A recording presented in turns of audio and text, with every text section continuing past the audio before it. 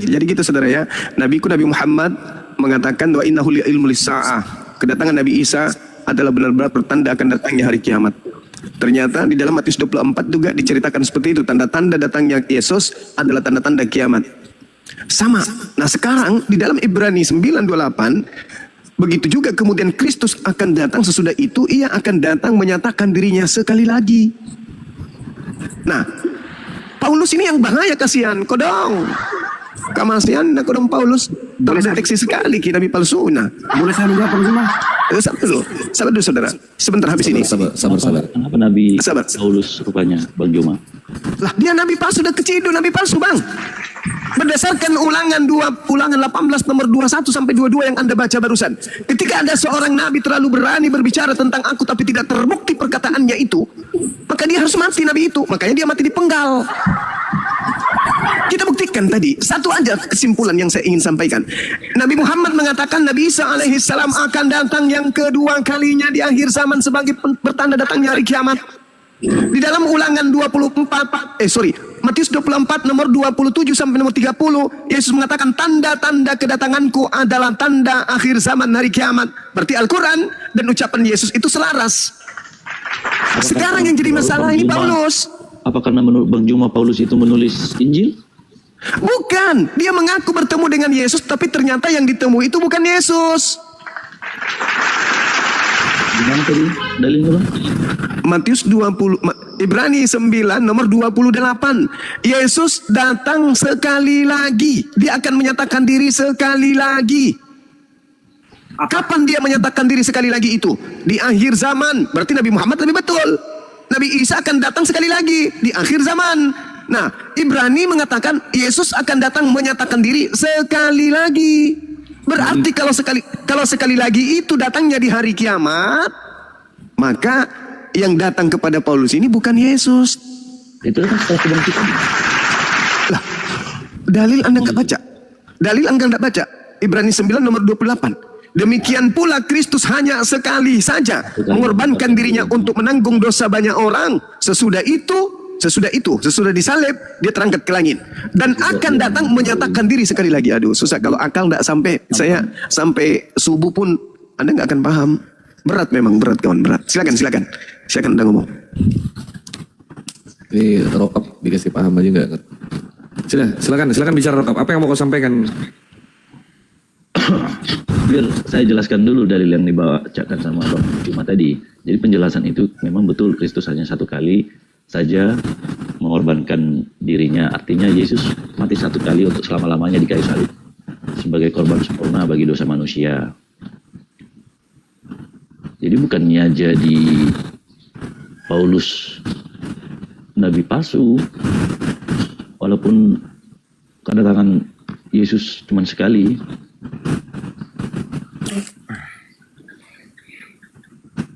Yesus setelah diangkat, ya mengorbankan dirinya di situ multitafsir bang. Bisa jadi dia korbankan dirinya terangkat ke langit, bisa demi untuk menyelamatkan murid-muridnya, itu bisa. Kenapa? Karena menurut orang Yahudi, imam kepala mahkamah agama, adalah lebih baik satu orang Yesus ini mati daripada seluruh bangsa kita ini binasa. Yesus terangkat ke langit. Daripada kemudian bangsanya dirampas oleh penjajah Romawi, mending dia terangkat ke langit, korbankan dirinya, mengalah. Oke lah Tuhan, biarlah cawan ini berlalu, tapi bukan atas kehendakku, melainkan atas kehendak-Mu yang terjadi. Ya sudah, Tuhan menginginkan. Oke, aku angkat kau ke langit. Sudah, itu yang dimaksud.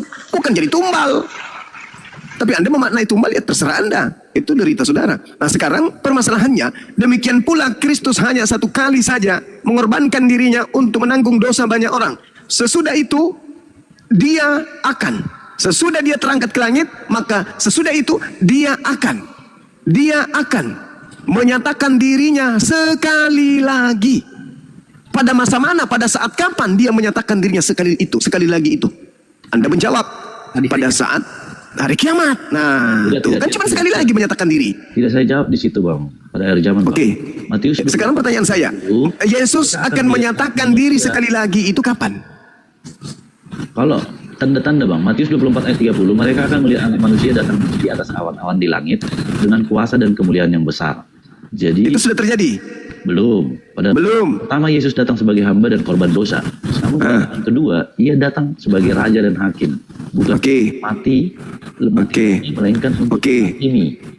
Sekarang Yesus datang ke dunia ini berapa kali? 2 kali lah. Nah, 2 kali. Pada saat dia usia 1 tahun sampai 33 tahun. Dan pada saat dia datang di awan-awan 2 kali. Pertanyaan saya. Kedatangan keberapa kali yang datang kepada Paulus? Yang menampakkan diri. Ya, kepada Paulus. Itu kedatangan keberapa? Kedua kali memang. Lah, berarti di akhir zaman nanti itu ketiga kali. Boleh saya jawab itu kah? Masalah Boleh. yang ketemu sama Paulus. Ya, silakan.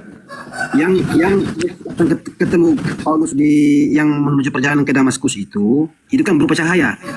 Ya.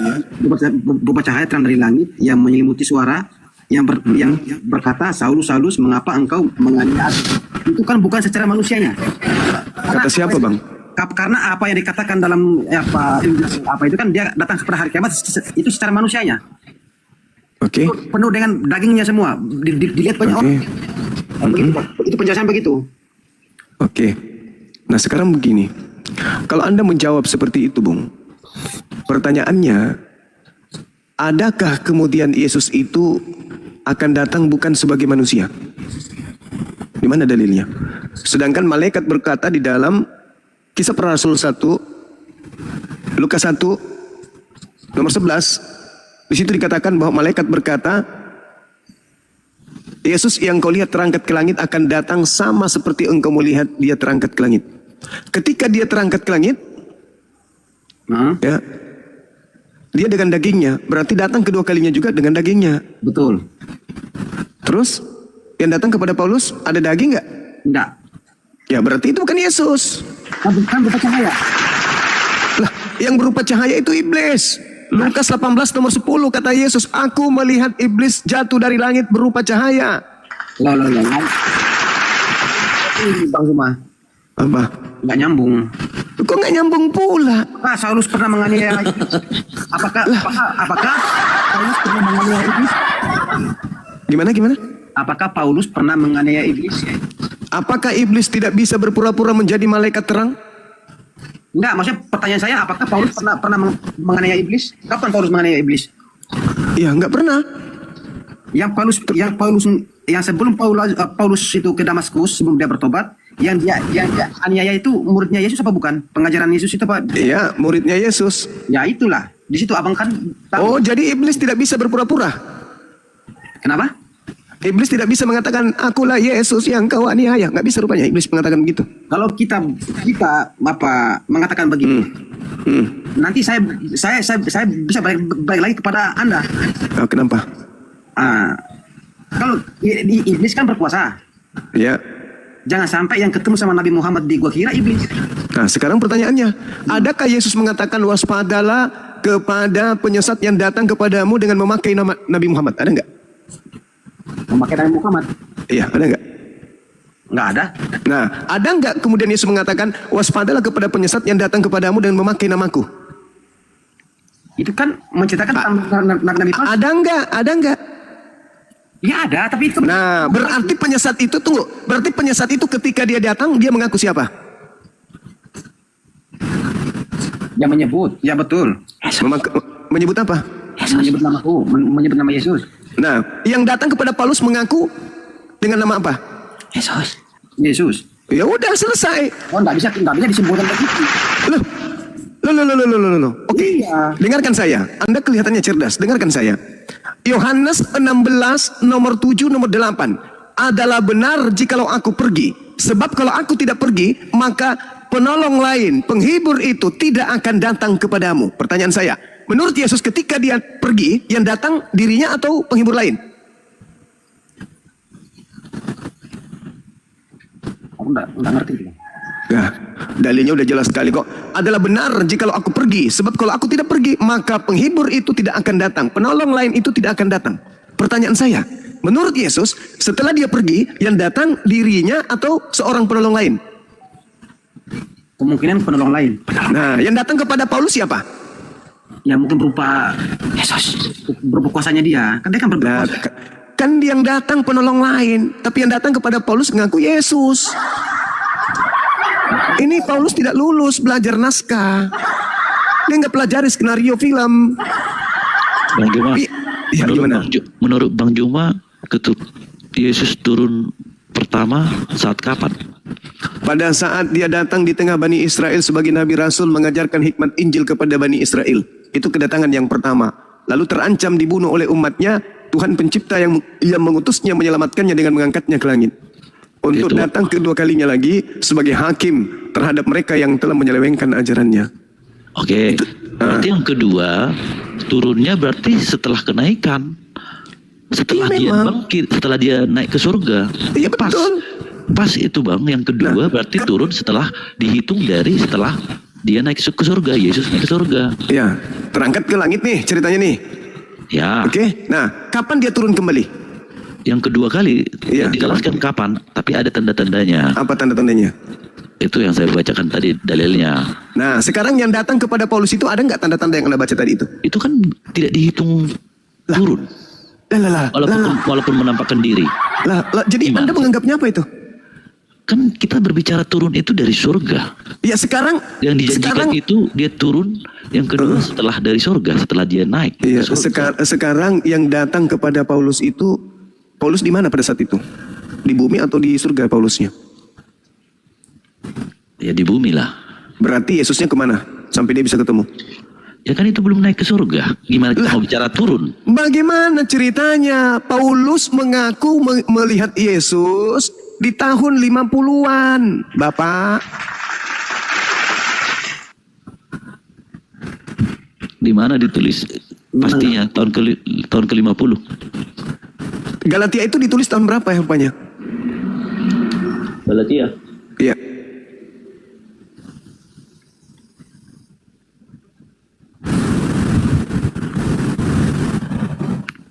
Surat kepada jemaat di Galatia. Iya. Tulisnya Rasul Paulus 50. untuk jemaat-jemaat di daerah Galatia itu sekitar 50. tahun 48. Masih. Ya, bapak-bapak gereja mula-mula itu menganggapnya tahun 50 sampai tahun 52. Sekarang Yesus terangkat tahun berapa? 29. 29. Sekitar Tahun 29. 29. umurnya 30. Yesus Tahun lahir 30. Yesus lahir 4 Tiga. tahun sebelum Masehi, Bang, bukan tahun 0. Nah, Ya, Nah, 33 kurang 4 berapa, Bang? 29. 9. Nah, Terus? Jadi yang ditulis apa? Yang ditulis di ayat mana, Bang? Dia mengatakan dia bertemu dengan Yesus. Di mana Aku dalilnya menerima- ayat apa? Galatia 1, Galatia nomor 1, nomor 11, nomor 12. Galatia 1 ayat 11 sampai 12. Ya, dia ngeblank ini, Bang. Kan Yesus diangkat tahun 29, Bang. Habis itu kan Paulus ketemu Yesus di Galatia tahun 50. Berarti 30 tahun setelah kejadian si Paulus ketemu Yesus. Berarti dia naik. Kita lihat Masa dulu. Yesusnya nongkrong di mari 30 tahun? Kita lihat dulu dalilnya, Bang. Ayat 11, Galatia 11, ayat 1 ayat 11. Sebab aku menegaskan kepadamu, saudara-saudaraku, bahwa Injil yang kuberitahukan itu bukanlah Injil manusia. tapi Karena aku bukan menerimanya dari manusia. Dan bukan diajarkan kepadaku, tetapi aku menerimanya melalui pernyataan Yesus Kristus. nah, pernyataan berarti dia menyatakan kan? Enggak gini, bukan bertemu dengan Yesus di situ. Kenapa Oh ya? abang bilang? Kan yang abang simpulkan tadi bahwasanya menunjukkan diri ke Paulus. Tidak Iya, ada dijelaskan di Galatia ini, Bang. Paulus mengaku bertemu Yesus, melihat Yesus. Tidak ada dijelaskan. 1 Itu Korintus. sudah saya baca. 1 Korintus 9 nomor 1. Dia mengaku melihat Yesus. Enggak, tadi jangan lari dari ini dulu. Abang bilang tadi Galatia itu ditulis tahun keberapa? Oke. Iya, Galatia aku ditulis akui. tahun segitu, betul. Iya, abang bilang tadi di Galatia itu dijelaskan bahwasanya Paulus ketemu sama Yesus, ternyata Oke. tidak ada. Oke. Gugur itu. Nah, ketika Yesus mengajar selama 3 tahun, dia sebagai manusia atau bukan? Jangan melenceng dulu bang. Ya enggak, supaya kita bisa ini kita berbicara mengenai sama pengaburan Bang Juma. kita berbicara mengenai masanya, Bang. Ketika dia melakukan pengajaran di tengah-tengah Bani Israel, dia sebagai manusia atau bukan? Yesus maksudnya Iya. ke Bani Israel. Ya. Apa Anak maksudnya bang? Dia sebagai anak manusia atau bukan? Anak manusia. Anak manusia. Yang datang kepada Paulus anak manusia atau bukan? Ya dia masih hidup di situ bang. Belum Ya, mati. enggak, pertanyaan saya dia anak manusia atau bukan? Anak manusia tapi Tapi apa? Tapi ada bukan. kuasa Tuhan, ada kuasa Allah. Loh. Atas Dia ini mengatakan ada ayatnya. aku menerima Injil bukan dari manusia, tapi dari pernyataan Yesus. Yesus bukan manusia lagi yang datang kepadanya. Jadi tujuannya kemana bang? Arahnya abang tarik ke sini. Selama dia kedatangan pertama, selama itu juga dia anak manusia. Menurut tradisi gereja, setelah dia terangkat dari kubur, dia sudah Tuhan. Berarti ketika Yesus datang kepada Paulus, itu bukan periode kedatangannya yang pertama. Dan ketika dia datang kepada Paulus, Paulusnya melihat dia. 1 Korintus 9 nomor 1, bukankah aku ini rasul? Bukankah aku ini orang bebas? Bukankah aku telah melihat Yesus, Tuhan kita, katanya. Nah, sekarang kan kembali ke itu tadi bang. Abang bilang kedatangan yang kedua menunjukkan diri ke Paulus. Ke situ dulu fokusnya. Iya Bang. kan, di dalam Ibrani 9:28, Yesus akan datang menyatakan diri sekali lagi. Kapan itu? Pada saat dia datang membawa tanda-tanda kiamat. Sekali lagi loh. Kalau sekali lagi bukan 2 kali, bukan 3 kali. Kalau dikatakan, dan Yesus akan datang 3 kali lagi, maka mungkin yang keduanya yang datang kepada Paulus. Yang ketiganya nanti di akhir zaman. Tapi dia mengatakan sekali lagi. Dia datang sekali lagi. Nah sekali lagi itu kapan?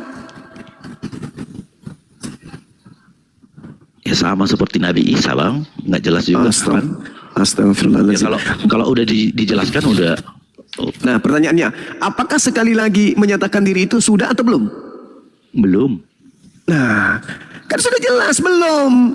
Berarti yang datang kepada Paulus ini siapa? Yang datang sebelum mati, sebelum disalib lah, Yesus. Itu sudah penyaliban. Alamak.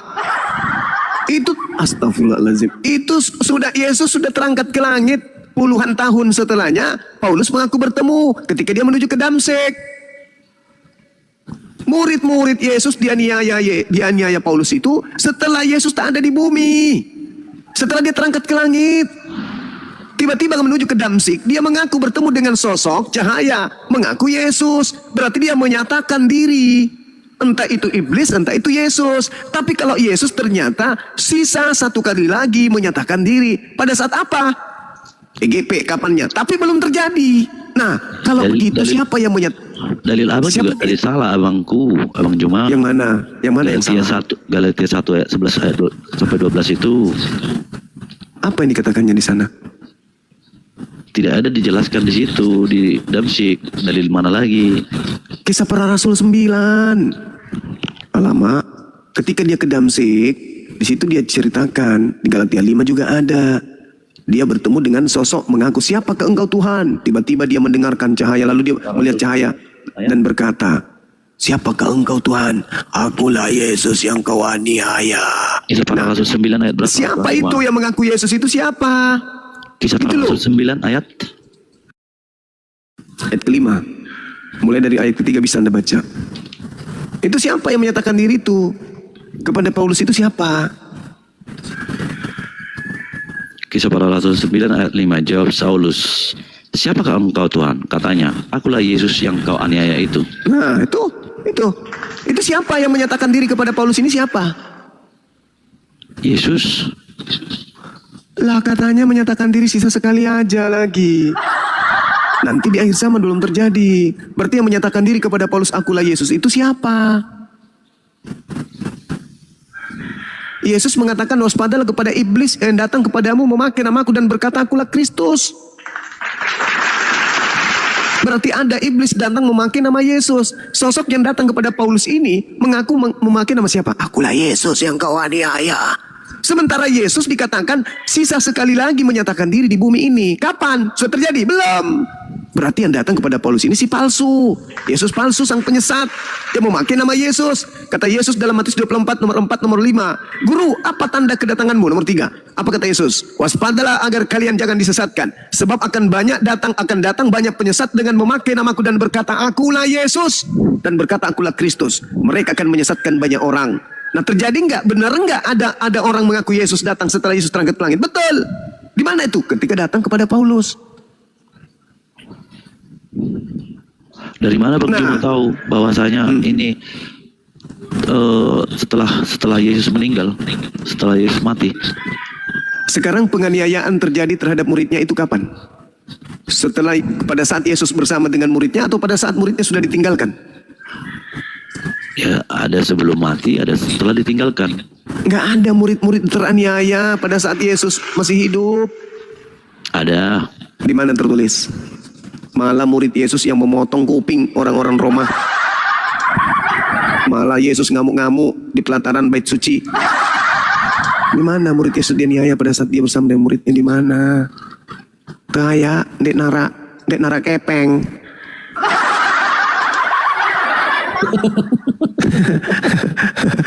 Gak ada bang, gak ada saudaraku, gak ada. Jadi ketika Yesus sudah terangkat ke langit, muncullah kemudian si iblis ISIS mengaku Yesus, dan itu dinubuatkan, waspadalah kepada penyesat yang datang kepadamu dan memakai namaku dan berkata akulah Kristus. Mereka akan menyesatkan banyak orang. Matius 10 ayat 22 Bang. Gimana? Matius 10 ayat 22 sebelum Yesus mati, murid-muridnya. Matius 10 nomor 22. Coba Kamu akan dibaca. dibenci semua orang oleh karena namaku, tetapi Iya, orang kan yang belum bertahan sampai terjadi. pada kesudahannya akan selamat. Itu belum terjadi. Itu nubuat Yesus kepada muridnya, sama seperti Lukas 21 nomor 8 nomor 12.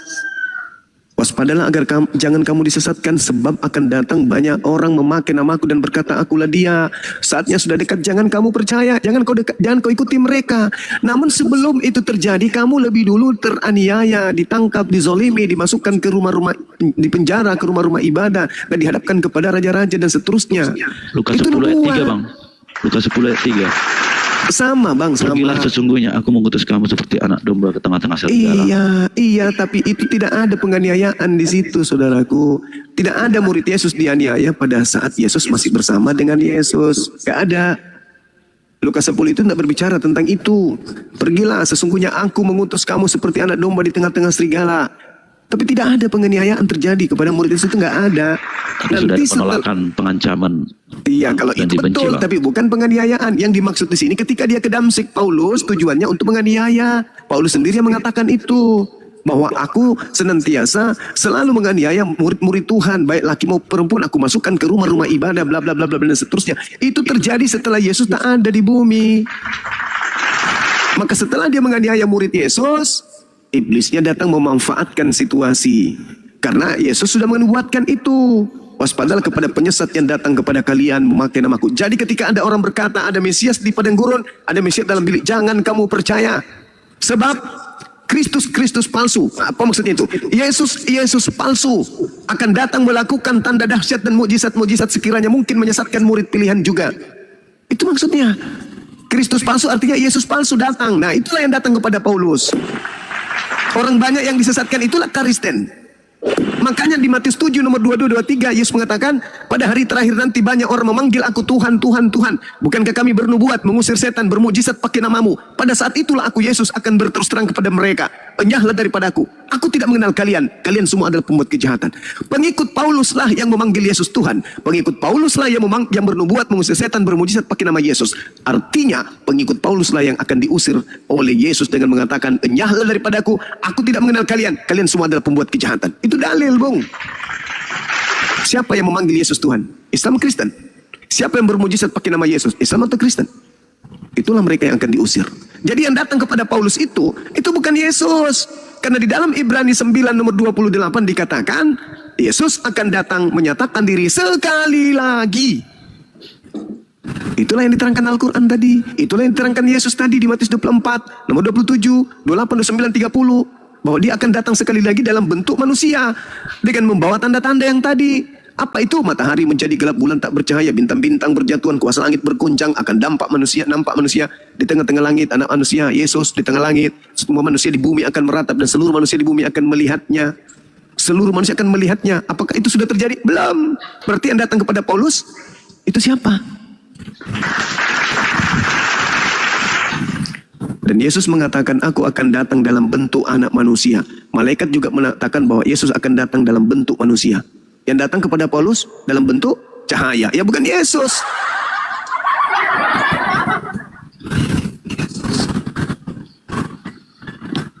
Oke, saya kira begitu saudara. Silakan Linda Jibril, masih monitor, yang lain silakan. Bikin kopi dulu. Campur masako. Siap, Bang. Lanjut Linda, lanjut. Saya bikin kopi dulu Bang Juma. Goldian. Gold. Kalau perang ayat sih.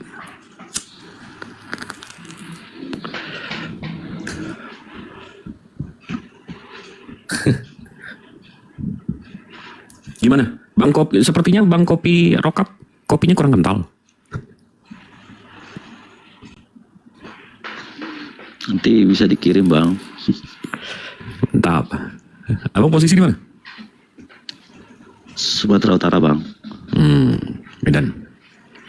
Enggak, tapi kalau soal Tadi iblis- belum menurut Al-Quran sih saya tanya tadi sama Bang Juma belum dijelaskan.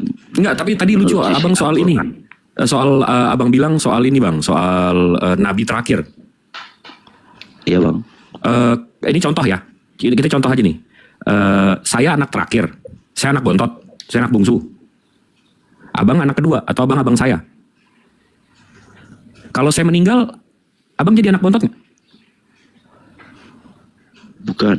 Nah, begitu juga Rasulullah, Nabi Muhammad SAW, dia nabi terakhir Bang. Nah, nanti Nabi Isa datang. Nabi terakhir siapa Bang? Nabi Muhammad. Nabi yang turun lah terakhir. Lah, tadi soal anak abang paham. Begitu pindah ke Nabi abang langsung sengklek. Bang, abang saya. Kan beda itu Bang. Iya, abang Mana saya saya. tahu mana yang paling bontot sama yang Iya. paling ini antara. Iya, abang kan abang saya. Saya anak bontot nih, saya anak bungsu. Masalahnya Saya meninggal. Yang Saya meninggal terakhir, bang. Iya, saya kan anak terakhir Bang. Saya bontot. Saya anak bungsu. Ya. Habis itu saya meninggal. Abang jadi anak bungsu nggak? Enggak dong. Enggak. Enggak, kalau itu enggak. Benar. Nah, jadi abang tetap anak kedua nggak? Saya kan anak tiga nih. Iya, saya tahu misalnya kalau sekarang kita arahin lah misalnya Nabi Isa yang paling tua, Muhammad yang paling bontot. Habis itu Nabi Muhammad meninggal. Ya tetapnya yang lebih tua, paling tua Nabi Isa. Tapi nggak bisa. Nabi Beda terakhir itu, siapa Bang? Nabi terakhir siapa? Nabi terakhirnya Isa. Lah, gimana sih? Kok anak kedua jadi langsung anak bontot? Bukan anak kebontot, bukan anak bungsu. Iya, Nabi Sekarang terakhir kan, Nabi terakhir kan itu jabatan Bang. Kan yang Nabi terakhir. Nabi terakhir kan Nabi terakhir. Muhammad. Bagi saya Nabi terakhir itu Nabi yang datang terakhir. Betul, yang datang terakhir siapa Bang? Ya Nabi Isa lah kalau memang datang lagi La nanti. haula wala quwata illa billah. Ya itu menurut Enggak, jadi menurut saya. abang, ya oke. Berarti kalau abang pikir Nabi Isa datang lagi, berarti Nabi Isa pernah melepaskan kenabiannya. Oh saya tidak tahu kalau memang turun, kalau memang dia naik. Gini bang. Di Al-Quran itu naik diangkat Allah. Itu jabatannya Nabi kan? Iya betul, Nabi Isa. Ya kemungkinan besar akan turun sebagai Nabi juga. Iya, dia nggak pernah melepas kenabiannya. Dia tetap Nabi ke-24. Rasulullah Iya. Nabi ke-25. Jadi begitu Nabi terakhir meninggal, Nabi Isa tetap Nabi ke-24, bukan dia jadi Nabi ke-26. Jadi misalnya kalau Nabi kalau Yesus duluan yang turun. Nah, Yesus duluan yang turun maksudnya? Kalau Yesus duluan yang turun sebelum Nabi Isa? Yesus dulu. Oh, abang mau pisahin antara Nabi Isa sama Yesus? Ya. Kalau Yesus itu, maaf ya Bang ya, tanpa Al-Quran, Yesus itu fiktif Bang. Yesus itu bahasa Greek, Yosou. Iya, itu di abad penamaan 1 aja. nggak ada yang namanya Yoso, Bang. Itu kan Ada- penamaan ada- dan penamaan adanya dan Iso. terjemahan aja, Bang. Nah iya maksudnya, nah oke, Profil oke, Yesus. oke, berarti kita pisahin ya Bang ya. Ya. Yang satu diceritakan gereja di abad keempat bahasa Yunani, sementara Yesus yang abang maksud itu Yoso berbahasa Aramaik di abad ke-1.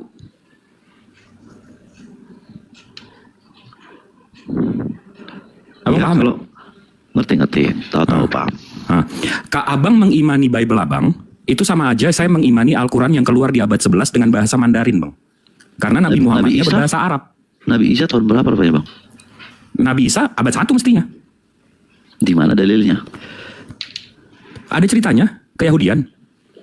Oh, jangan cerita lah, Bang. Loh, Dalilnya dari apa? Sanhedrin. Tidak ada ditulis di Al-Quran. Nggak dibilang tahunnya. Sama seperti Nabi Musa nggak dibilang tahunnya. Sama seperti Nabi Yusuf nggak dibilang tahunnya. Tapi ada ditulis mengenai Nabi Isa di Al-Quran? Ada. Al-Quran. Assalamualaikum Bang Kores. Al-Quran. Waalaikumsalam warahmatullahi wabarakatuh. Tahun berapa, Bang? Al-Quran 610 ke 632. Berarti duluan Yesus. Iya. Tapi Hindu juga sebelum itu Bang. Kalau mau tua-tuaannya. Kalau tua-tuaan kan bukan parameter kebenaran. Kita setuju nggak di situ? Karena kalau yang tua-tuaan Hindu lebih tua. Iya, mau saya mau nggak membandingkan tua ininya, mana yang kan tahunnya, karena kan kalau Al-Quran turun sekitar 570 tahun yang lalu, berarti Nabi duluan Musa pun Yesus turun 1000 tahun sebelum Yesus.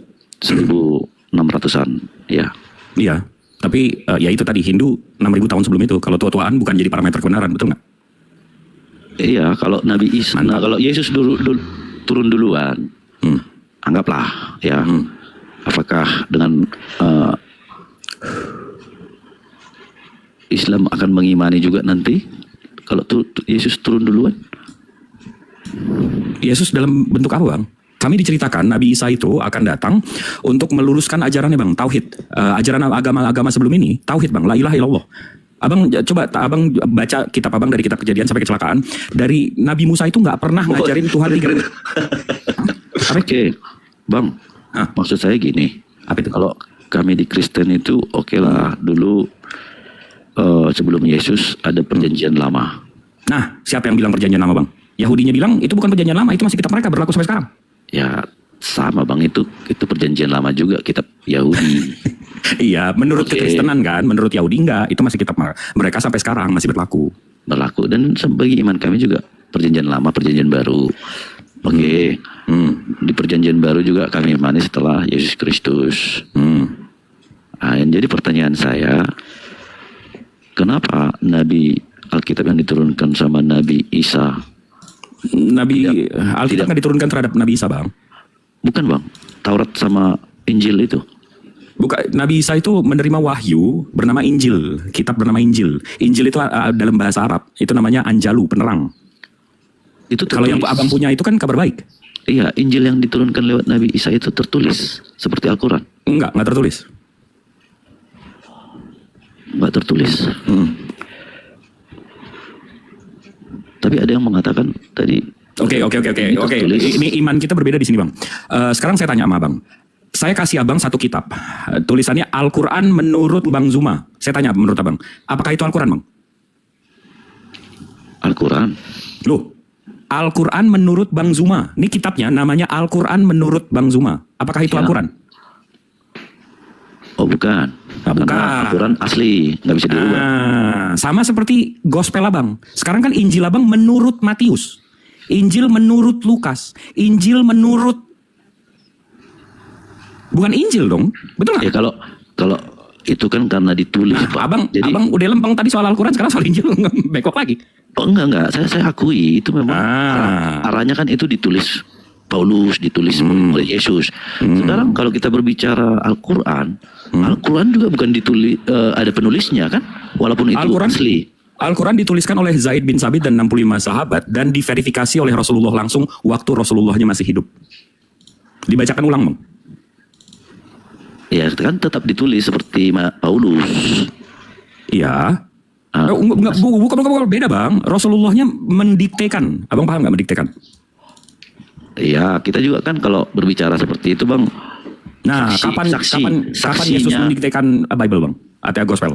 Loh, oke, itu tidak tertulis kalau bahasanya dikoreksi berarti- sama Yesus. Berarti Tapi beda ya? ada nggak saksinya misalnya bahwa Saksi apa? waktu malaikat Jibril menurunkan wahyu itu biar benar-benar tidak ada perubahan ke Muhammad. Oh jelas bang, waktu Rasulullah ini menerima Al-Quran, yang abang nih, yang non muslim menerima, Kan Muhammad- paham. Sebentar. Muhammad tidak tahu baca dan tulis. Saya mau menjawab ini bang, sebentar. Waktu yang non muslim paham, Al-Quran itu diturunkan di satu malam di Gua Hiro doang. Abang mesti ingat ya, Rasulullah cuma menerima 5 ayat di Gua Hiro. Sisanya 22 tahun, 2 bulan, 23, 22 hari. Rasulullah itu menerima hafalan terus bang, menerima wahyu terus. Jadi waktu Al-Quran ini turun, banyak saksinya bang. Menyaksikan. Iya, ada yang melihat Jibril lagi langsung. Mau saya tunjukin. Wahyu, nggak semua wahyu kan, Bang? Nggak semua. Ya, Oke. Ya kalau mau kayak gitu, Nabi Musa di mana, siapa saksinya ngelihat menerima wahyu bang? makanya itu berarti kita kan nggak Berarti kita nggak usah percaya Nabi Musa. Bukan, kita Kalau nggak ada saksi. nggak usah permasalahkan itu. Lah kan ditulis abang yang manusia, mempermasalahkan saksi tadi. Lo enggak, karena kan abang selalu Islam itu kan selalu siapa yang nulis perjanjian baru, siapa yang Nah, enggak. Kalau soal Injil. penulisnya nggak ada masalah. Saya nggak mempermasalahkan soal tulisannya bang. Tidak dikoreksi. Saya nggak mempermasalahkan siapa yang nulis abangku. Pemahaman kita soal iman, soal Injil ini berbeda, di mana saya mengimani Injil itu diturunkan terhadap Nabi Isa alaihissalam. Udah itu aja. Injil itu katanya dari Anjalu, artinya penerang. Jadi Allah menurunkan wahyu-wahyu penerang terhadap Nabi Isa untuk umatnya di zamannya, yaitu Bani Israel. Nah, yang abang pahami, Injil itu yang ditulis Yohanes. Abang paham nggak? Dan kami imani walaupun itu benar ditulis walaupun Nah, tidak iya. dikoreksi. Which is fine, nggak ada masalah, itu iman abang. Nggak ada masalah, Oke. tapi tadi saya udah buktikan kalau saya ngasih ke abang Al-Quran menurut Bang Zuma. Apakah itu Al-Quran? Abang bilang bukan. Tapi begitu abang dikasih Injil menurut Matius, abang terima. Cuman biasanya seperti itu Bang. Kalau kita berdebat dengan Islam, kadang-kadang kalau terakhir mentoknya Islam selalu mengatakan Alkitab itu bohong, pembohongan yang ditulis Paulus. Kami nggak terima. Abang tahu daftar isi, abang kayaknya ini banget ya. Abang tahu daftar isi Alkitab nggak sih? Tahu Bang, Alkitab itu perjanjian lama, perjanjian baru. Oke, yang perjanjian baru itu isinya apa aja? Nah, Bang? Yang perjanjian baru itu isinya apa aja? Ada empat gospel kan? Gospel Matius, Gospel Markus, Gospel Lukas, Gospel Yohanes, betul nggak? Itu jumlah kitabnya 27 Bang.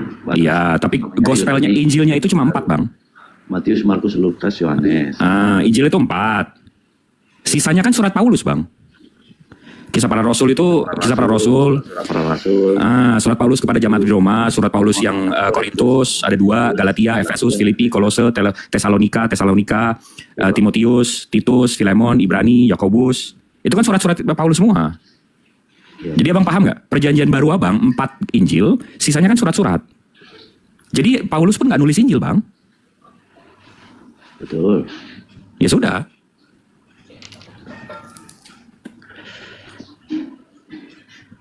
Jadi pertanyaan saya, Bang, kenapa Silakan. Alkitab diturunkan ke Nabi Alkitab yang diturunkan ke Nabi Isa ini tidak diimani atau diikuti sebagai petunjuk?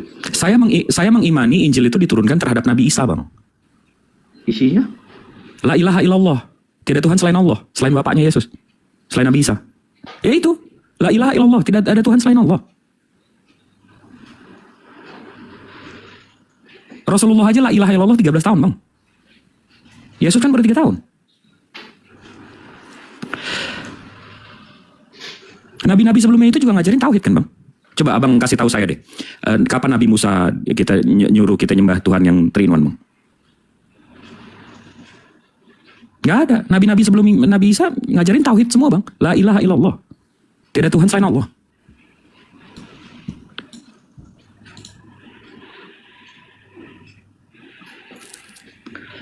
tiba-tiba ada satu orang yang ngaku ketemu, habis itu tiba-tiba Tuhannya jadi 3. Rasulullah, Nabi terakhir, datang meluruskan, enggak, la ilaha illallah, tiada Tuhan selain Allah.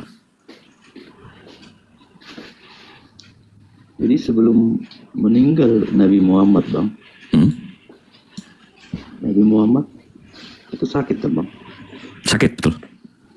Padahal ada disebutkan di Alkitab, di Al-Quran, nggak tahu dalilnya, ada pernah saya baca gitulah.